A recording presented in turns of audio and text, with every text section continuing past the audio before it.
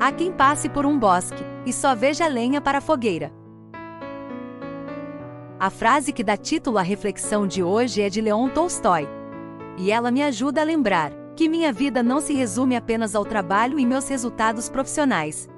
E não são poucas as vezes que me esqueço de apreciar a paisagem, de contemplar cada momento e situação vivida e apenas vejo madeira para cortar, lenha para guardar. Eu não sou um lenhador, mas quando eu deixo de apreciar a vida ou o processo que estou vivendo, estou focando apenas na lenha para a fogueira, sem dar-me conta do lindo bosque à minha volta. Deus me deu o privilégio de morar na Colômbia. Para quem não sabe, na Colômbia, os Andes se dividem em 3 cordilheiras: Central, Ocidental e Oriental. Isso faz com que o país seja extremamente montanhoso. Logo, viajar neste país é algo espetacular, e as paisagens assombrosas.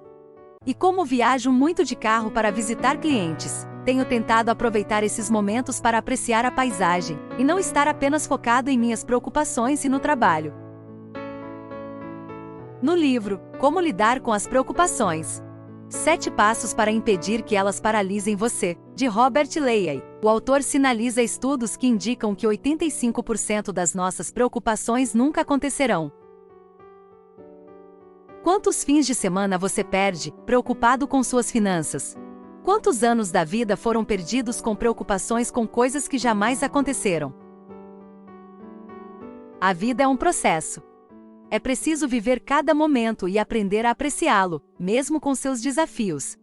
E como não estamos sozinhos, pois nosso Deus nos acompanha, podemos sim apreciar o bosque e esquecer um pouco a lenha para a fogueira. Senhor, quero aprender a desfrutar do caminho, amar o processo, entender que cada etapa da vida tem a sua beleza. Amém.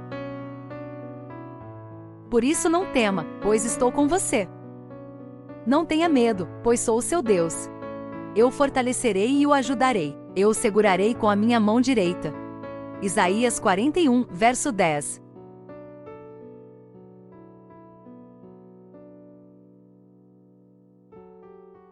Este foi mais um devocional do Hora de Orar. Você pode encontrar mais de 1000 devocionais como este em nossa página web, horadeorar.com. Você pode ainda inscrever-se para receber devocionais diariamente em seu celular, pelo WhatsApp, Telegram ou por meio de notificação no seu telefone. Meu desejo é que Deus abençoe muito a sua vida. Tenha um ótimo dia.